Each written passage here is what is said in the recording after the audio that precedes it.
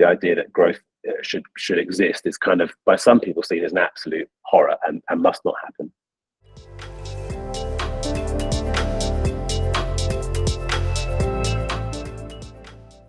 Hi, I'm Neil Perkin, the host of Think with Google Firestarters. And Firestarters is a series of insightful conversations with the interested and interesting of the advertising, marketing and innovation communities.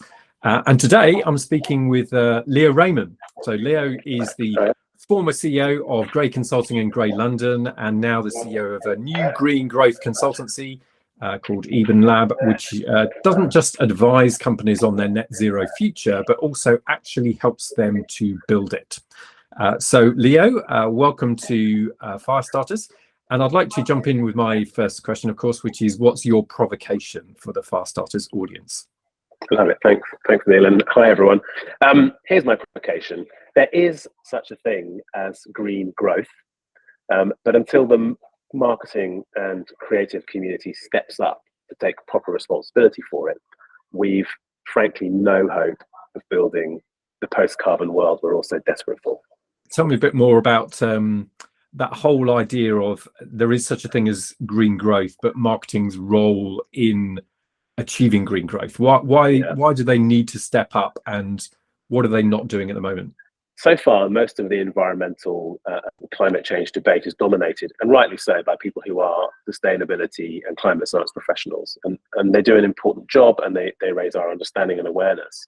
And they show us kind of pathways that we can follow to try and help mitigate the problems that we're facing. And they're going to get significantly worse in the coming years. But what we don't really see is a level of kind of transference of that understanding from that world into the world of the people who actually know how to shape aspiration, change behaviour, and do it successfully. Neil, as you know, I've worked in marketing and advertising for a long time before doing this role, and we hone our skills, don't we, really, really well about how to pitch people with ideas and how to make them land, and how to paint imaginary, great, wonderful visions for the future, and how to really, really, really shape the way people behave and the things they buy and so on. All of those things are absolutely critical to how we manage this great transition that we're facing from the kind of heavy carbon world of today to a better version of that tomorrow. But at the moment, those two worlds don't really talk properly to each other. They don't understand each other. Perhaps they don't even respect each other. And in that gap is, for me, that's a serious, significant failure. And we need to really close that gap as much as we possibly can. So you're saying here really that we've got kind of two worlds, one if you like, of maybe people who know about sustainability but are less good at sort of painting a compelling vision of the future, and then sort of marketing, advertising, whatever, who are really good at telling a story perhaps, but actually less good about the whole kind of sustainability and the strategic aspects of that. Is that the case? Yeah, that's right. And and might not really be exactly sure, if they're honest with themselves, about what's the right story to tell, or is the story they're being asked to tell by the client one they should be doing, from an ethical, from a personal integrity point of view. I think it's really interesting that you see quite a lot of greenwash attacks going on the marketing, communications, creative industry. And maybe there's some cynicism out there and people are just doing the wrong thing deliberately and taking a quick buck. I'm sure that is happening. But in most cases, most people are trying to do the right thing. I just don't think they're super informed really about what that means. And that's why you get these situations where well-meaning people make mistakes. That's kind of one side of it, and it actually makes agencies and it makes clients very, very cautious, actually, because they're super worried about being called out. It can be a big career-limiting move. It's risky. That's one thing. But to me, there's a whole other fundamental challenge that's deeper than that, even, which is how do you think about where's your philosophy? What's your ideology? What's your point of view on what your role is as a marketing, communications, innovation, advertising type person in this new world that's coming? I think there's a sense out there that people have a fear that maybe the skills they've honed over the last 20 years or 10 years or whatever might have a bit of a use-by date on them. And that, I think, is possibly creating a sense of uncertainty, a sense of discomfort, a sense of confusion maybe about what to do. And yet there's not enough evidence really yet of people really leaping into what that then means. And what does it therefore mean to reapply those amazing skills in the modern world? What should you do? Because if you get into yourself into the space, which there's lots of, which is all consumption is bad. We're over consuming the planet. You need 1.75 Earths to sort of satisfy the needs of what we're currently doing. It's not going to happen. We're going to hell in a handcart. It kind of leaves everyone in the world of marketing and advertising stuck out on a limb, I think. What the hell are you going to do? It's my contention, it's my belief, and the work that I'm doing right now is exactly about that. And it's being evidenced in the successes that we're having, is really about helping use the levers of business, or our business, to help drive a much more positive change. And how can how do you find a way to redirect them, or reimagine what role they can play in the world, so that they can still pay people a living, and provide employment and give people meaning, but not do in such a way that you're destroying planetary boundaries and leaving a ash-ridden wasteland for your children. So what does the whole idea of green growth then? I mean, tell me about that. What does that actually mean? And that's a great question. It is supposed to be, the idea of green growth is that you can find ways to continue to raise overall prosperity, do business, make money, but you can decouple it from particularly carbon emissions, and ideally, of course, also from the any negative social impacts of your business. So it's the idea of creating a really good, ethical, moral business. I think, in a way, B Corp is an expression of that intention. There are many different ones. There's a kind of debate that happens around green growth at an economic level, at the level of the economy, around can you have growth at all? Because frankly, I just explained that we're using more planets than we have. The idea that growth should exist is kind of, by some people, seen as an absolute horror and must not happen. They would argue that the way companies think about growth is more akin to I hate to say it, but like a tumor than anything in the natural world. And that's it. No one ever expects to see something grow and grow and grow and grow and grow. If you did, you'd be quite worried about it. I have a different view, by the way, and I'll keep it really simple, which is, if you look around nature, there's plenty of examples of healthy growth. Trees grow new leaves every year. Plants grow, children grow. There's a degree to which growth can be part of a healthy ecosystem. But you have to do it perhaps a bit differently to the way that we have done it, and that's important. There is a counter view. So, and if any people might have come across a guy called Jason Hickel, who's very interesting, who talks about degrowth, which is essentially that, no, the economy needs to shrink, shouldn't be measuring everything by GDP. I think he's probably right on that count. The economy needs to shrink, and therefore anyone who's just driving the economy up, increasing production and what they call material throughput, is evil. And we should redistribute money from the global north to the global south. Truth is, though, if you're a mum in a food bank queue in Liverpool, degrowth isn't particularly appealing. And actually, lots of research shows that if you talk to even, let's say, people in Africa about what degrowth, what you want is a good for you, that's not necessarily their aspiration.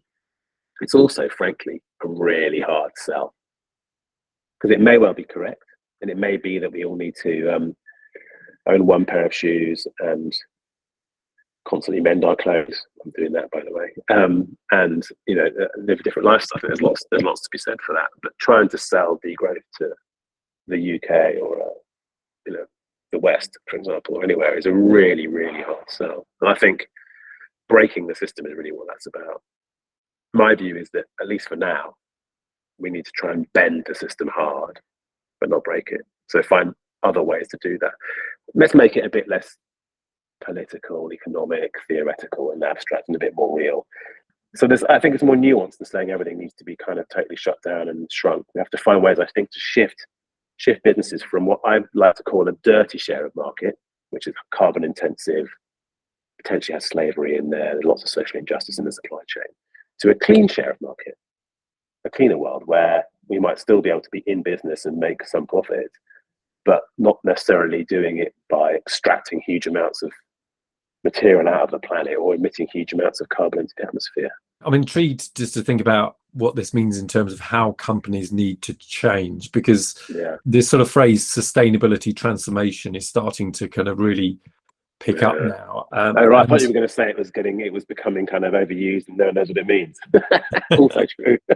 Yeah, but I'm really intrigued about what that actually means. I mean, the kind of what does it mean to become a more sustainable business when you have been a business which has been around for decades? What does sustainability transformation look like? Yeah, I think the first thing to say is it's not easy, from what I'm seeing, and it's very dependent. It's actually very dependent on individuals and teams and personality. So what I mean by that is the people that I'm finding that are up for it are your more progressive change agent type in a company. It's, if you're not a rock the boat person, if you don't really want to spend your time looking much further ahead than tomorrow, if you're not that prepared to really question what you're doing in your life, then you're probably not the person that's going to lead this initiative. But there are people who are like that. And it's not necessarily a function of age, although I think that has an impact upon it. It's more a function of sort of psychological attitude. But the ones that I'm finding are people who are empowered enough to make decisions and to be able to kind of harness different parts of the company together. But you need to be able to kind of make that impact and see that and really have a vision for what could an alternative way of making money be? What could it look like? The answers aren't all out there already necessarily. Some of them are in the science. But in terms of how to get a company to do it, we're all learning on the job. Whatever anyone says, and then there's dyed-in-the-wool sustainability types who've been doing environmental science and working in companies for 20 years in it. Let's be honest, they haven't yet been successful in turning those companies over to a completely different level, not really. And my view is we need to work with them and learn from them, but we also need to start to think about how do you use money as a tool to achieve change, by which I mean, how do I say to the business unit leader or general manager or managing director or even CMO or whatever, look, let's pull the firm to the future, to this clean market share through the use of money. Let's find ways of persuading and encouraging customers to make better choices, encouraging ourselves to offer better services and products to them that are cleaner in the first place. And if we can do that, we can demonstrate that there's a good business case for change. There's an awful lot of people, and it's often the case that a sustainable option costs more, but it's not always the case. And it's quite often used as an excuse for doing nothing, rather than really say, well, what would it take to actually tackle that? But I think that conversation is changing. In a way, if you think about something like digital transformation, which many companies have been working on for a number of years now, but the challenge with that, of course, is that digital touches so many different parts of the business that the transformation needs to be sort of fully comprehensive. And it feels like sustainability transformation is a very similar thing. It needs to run through the entire business. So how do you achieve that scale of transformation?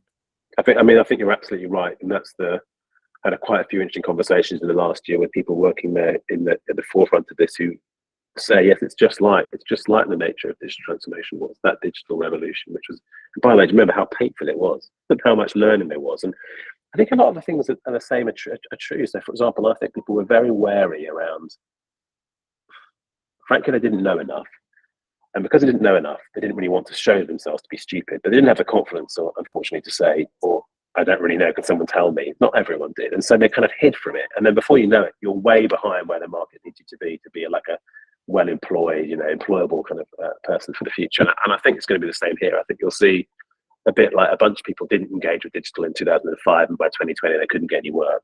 It'll be exactly the same with the sustainable transformation that's going on, the sustainable revolution that's happening. By the way, I think that the transformation to a not such a carbonated economy, a heavy carbon economy, is much bigger than digital e-commerce, for example, was. And you remember how hard that was. But if you think about it, putting books online and selling them easily and distributing them is a big task, Herculean. It's nothing on removing carbon from the atmosphere. And the amount of money involved, the depth of the engineering and technology that's being done to kind of try and think about how to resolve it, and the level of reformulation, reorganization, and the cost, it's massive. I don't think people seem to have quite grabbed onto that yet. People like McKinsey talk about it, of course they do, but we as individuals on our day-to-day in business, I'm not sure we've necessarily realized that that's the scale of what's happening. It's happening whether you like it or not. You're either on the winning side or the losing side. You either upskill or you don't. I think it's a real critical juncture happening now. So I'm sorry, I didn't really answer your question, which was how do you bring different parts of the organization together to achieve that? I think the same things held true before, which is, one, establish a common vision for where the hell this is going, get people bought into it. Two, get them to help shape it and be co-owners of the process rather than having it done to them. No one wants to have it done to them. Three, find ways to learn, educate, be curious, and get rewarded for doing that. do MVPs to test in small ways and get quick victories and generate positive data that then you can roll out. I mean, there are 20 things we could talk about on that theme, which you know all about me more than anyone, but those I think are pretty similar. I think there's a moral and ethical dimension to it that makes it a lot more, it's much more likely to be heavily politicized in future than digital ever was, really. It's got a lot more emotion riding on it, actually, and even digital is quite an emotional thing. Most people would like to find a way to do the right thing. They're not stupid and they're not evil, but they just don't really know how, and it feels really hard to take the first step in a corporate environment. And that's why you need amazing marketing and creative brains to innovation types to sell us on a more positive and exciting glimpse of the future than just it's all going to burn and you're dead, which might be true, but I don't think that's the way to. People don't run towards the fire, really. I'd love to just pick up on your point there about what marketing and advertising as an industry and as people can bring to this whole kind of process. So what do you think about the role of that as a function and of marketers and people who work in advertising? What can they do? A part of me wants to say, get out of your agency job, which I know is really incredibly naughty and sort of childlike. But the reason I'm saying it is serious in the sense that it's quite hard to sort of do the right thing and also do the wrong thing at the same time. I think you sort of live in this sort of cognitive dissonance of driving sales of Shell oil on one day and trying to kind of do something good with fake burgers the next. And I just think it's quite a difficult place to inhabit from a business point of view. Nonetheless, I did talk about bending, not breaking the system. So if you have to bend the system, what do you do? I think before we get into kind of the skills and attributes that you can bring, and there are many, and I really believe that, I do think there needs to be a process of kind of self-education and curiosity and a bit more facing into the demons and looking into it than is currently happening. There's everyone's heard of the purpose disruptors in our industry, and I think they do a great job in helping driving education and understanding. But it also needs to not just be about understanding the role of comms, but rethinking how do you make money in this new world? What does it mean for the supply chain? You need to inform yourself about those aspects of business. They're not beyond the capabilities of our peers and friends and acquaintances in our networks to understand that stuff. It's not necessarily rocket science, but it does need a bit of research and a bit of reading and a bit of attending some seminars and stuff. That's the first thing I would say. But it's not like it's like some amazing brain surgery that no one else can do. And that's why the amazing ability of our industry to do great communications, to tell amazing stories, to reimagine things in a fresh way that no one's done before, to take two things and combine them in a way that hasn't been done before, and for that to be original and different. I mean, those are the breakthroughs we need, right? I mean, big time. But the crossover still of the Venn diagram of getting sustainability and being good at marketing, creativity, innovation is still too small, and it can't just live in storytelling. It's important. If we could storytell ourselves. There's quite a lot of narrative design going on in sustainability at the moment, mainly from corporate affairs and PR companies. Important, but narrative design won't necessarily save the world. What about some proposition development or some product ideas or some business model reinvention? That's what I'm interested in. Picking up on that, it's interesting that one of the themes for strategists, this is really planners. One of the things that's come out in a couple of Firestarters, particularly Russell Davies talked about this, and Agatha Guerrier talked about it, which is about how strategists can really understand how they affect change within the organization itself. So if you want a company to achieve something, to go in a certain direction, how you actually understand what levers you can pull to really get the organization behind that. So do you think there's a role here that strategists and planners can play in that, doing that for sustainability?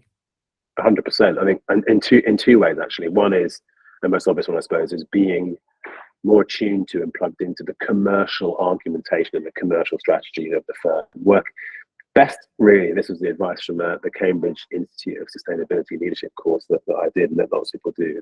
I highly recommend it, but it is hardcore. Line up what you're doing with the corporate strategy. So, look, I can help you make more of this and not make more of this, but make the strategy really work and really land more effectively if you make it more sustainable. Here's how. And here's the revenue and profit aspects of doing that. And the second one, I think, is that to solve it, you have to take a systems thinking approach to the problem. Because no individual, no one company, no one part of the process is necessarily going to be the sort of silver bullet that solves everything.